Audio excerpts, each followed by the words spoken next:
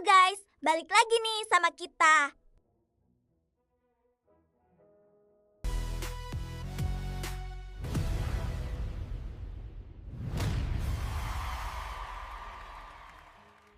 Apa yang ada di benak lo pas dengar kata Jakarta?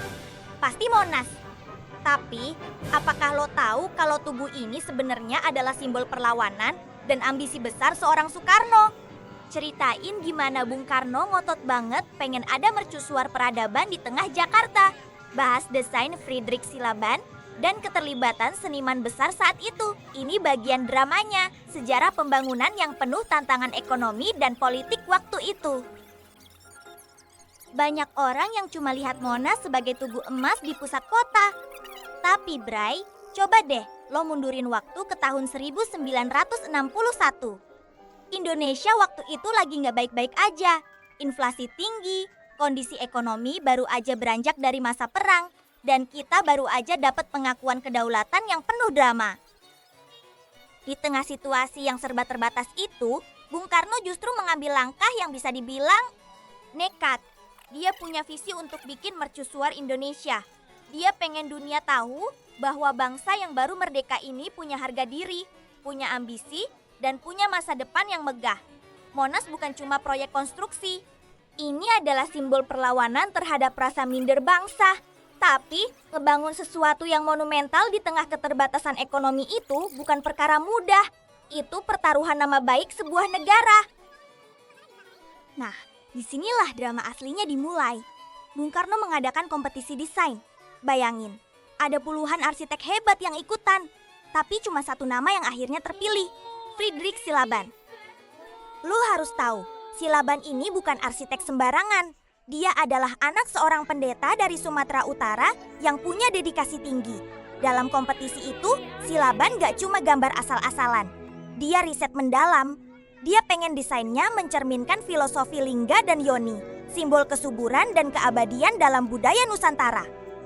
Pas dia ngajuin desain Tugu Nasional, Bung Karno langsung kepincut. Tapi proses kreatifnya nggak mulus, Bray. Silaban harus berhadapan dengan idealisme Bung Karno yang juga arsitek. Sering terjadi perdebatan panas di balik meja gambar. Silaban pengen struktur yang kokoh dan efisien. Sementara Bung Karno ingin estetikanya harus bisa bikin orang menoleh berkali-kali.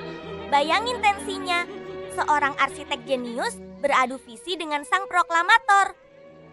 Bukan cuma sekadar bentuk tugu yang lancip ke atas, Silaban menuangkan makna kemerdekaan ke setiap sentimeter bangunannya. Fondasinya yang dalam dan puncaknya yang menjulang adalah simbol dari perjuangan bangsa yang gak ada matinya. Yang paling gila adalah detailnya. Silaban harus memastikan Monas tahan gempa, tahan cuaca Jakarta yang panas ekstrem, dan mampu berdiri kokoh ratusan tahun. Di tengah ekonomi negara yang lagi megap-megap, Silaban dan para pekerjanya harus kerja rodi, memutar otak gimana caranya material berkualitas tetap bisa didapatkan meski anggaran negara sangat ketat. Itulah kenapa pas lo berdiri di bawah Tugu Monas nanti, jangan cuma lihat betonnya doang. Rasain semangat Friedrich Silaban yang berjuang mewujudkan mimpi Bung Karno di atas puing-puing sejarah yang berat. Mereka membuktikan kalau di tengah kemiskinan sekalipun, sebuah bangsa bisa melahirkan mahakarya yang bikin dunia melongo. Tapi Bray, cerita Monas gak cuma soal Bung Karno dan Silaban. Ada ribuan pekerja yang keringatnya tumpah di lapangan. Bayangin, tanpa teknologi canggih seperti sekarang, mereka harus memikul marmer-marmer raksasa, menyusun tiap bongkahan batu, dan mengelas puncak emas itu di ketinggian yang bikin kaki lemes. Banyak di antara mereka yang bekerja dalam senyap, jauh dari sorotan kamera pers waktu itu. Mereka adalah pahlawan tanpa tanda jasa yang ngejaga mimpi Indonesia tetap berdiri. Seringkali saat malam datang dan Jakarta mulai gelap, para pekerja ini harus tetap lembur demi mengejar target pembangunan yang diminta Bung Karno. Kalau lo kesana sekarang dan menyentuh dinding marmernya, bayangin berapa banyak cerita kerja keras yang tersimpan di balik tekstur dingin batu itu. Itu adalah keringat kolektif sebuah bangsa yang baru belajar mandiri. Dan satu hal lagi yang sering dilewatin orang, lidah api di puncak Monas itu bukan cuma hiasan. Itu melambangkan semangat perjuangan yang harus selalu menyala. Pas emas itu dipasang, ada rasa haru yang luar biasa. Itu adalah simbol bahwa Indonesia, meski didera ekonomi yang sulit, meski penuh dengan kritik dari dunia luar, tetap berani berdiri tegak, menyongsong masa depan.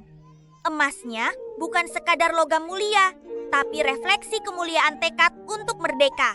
Pas cahaya matahari mantul di puncak itu adalah pesan visual yang dikirimkan pendahulu kita, bahwa api semangat itu selama kita masih bernapas nggak boleh padam.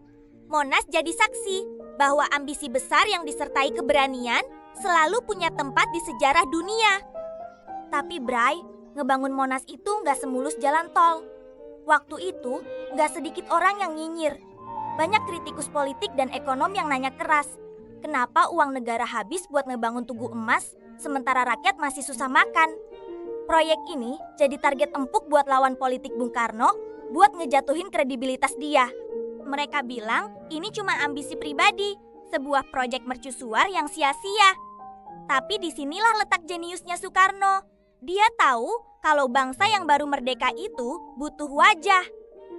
Dia sadar kalau orang cuma bisa makan hari ini, tapi sebuah identitas bangsa, simbol harga diri, adalah sesuatu yang bakal diwariskan buat ribuan tahun ke depan. Monas adalah bukti kalau Bung Karno nggak cuma mikir buat hari ini. Dia mikir gimana Indonesia 50-100 tahun ke depan dilihat oleh mata dunia. Dan coba lo lihat sekarang, apakah orang masih bahas soal kontroversi pembangunannya? Enggak. Yang mereka lihat adalah kebanggaan. Yang mereka lihat adalah titik 0 km Jakarta yang diakui dunia. Visi Soekarno terbukti benar. Rakyat butuh sesuatu untuk dibanggakan di tengah kerasnya hidup.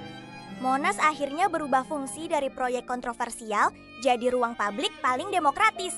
Mau lo pejabat, orang kaya, atau cuma anak muda yang lagi healing tipis-tipis, semua orang punya hak yang sama buat berdiri di bawah bayang-bayang Tugu ini. Inilah yang bikin Monas punya value yang gak bisa dihitung sama rupiah. Jadi, setelah kita telusuri dari ambisi besar Soekarno, kerja keras para pekerja di lapangan, sampai perdebatan sengit yang mewarnai pembangunannya, satu hal yang pasti, Monas itu jauh lebih dari sekadar tugu. Oke Bray, segitu aja perjalanan kita menembus waktu di jantung Jakarta hari ini.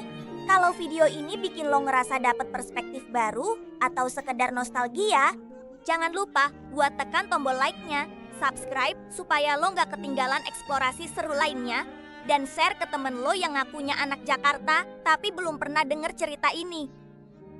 Gue Ombe Family, keep curious, terus berkarya, dan sampai jumpa di video selanjutnya. Ciao! Gimana menurut lo sendiri, Bray? Apakah lo punya kenangan unik di sini? Atau lo punya pendapat lain soal proyek mercusuar ini? Karena setiap orang pasti punya cerita sendiri pas ngeliat puncak emas itu dari kejauhan.